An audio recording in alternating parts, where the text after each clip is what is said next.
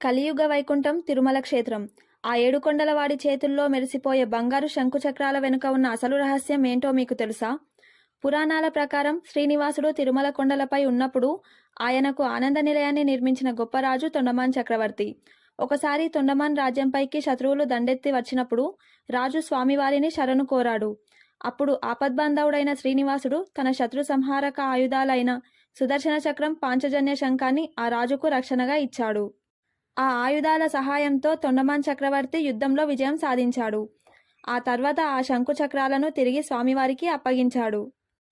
అందుకే తిరుమలలోని శ్రీవారి విగ్రహానికి శంకు చక్రాలు చేతుల్లో భాగంగా కాకుండా విడిగా పైన అమర్చినట్లు భక్తులకు దర్శనమిస్తాయి.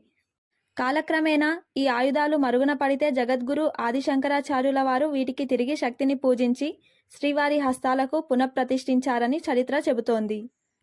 ఇక ఆధ్యాత్మికంగా కుడి చేతిలోని సుదర్శన చక్రం మానవాళిలోని అజ్ఞానాన్ని, దుష్టశక్తులను సంహరిస్తే ఎడమ చేతిలోని పాంచజన్య శంఖం ఓంకారనాదంతో భక్తులను జ్ఞానమార్గం వైపు నడిపిస్తుంది.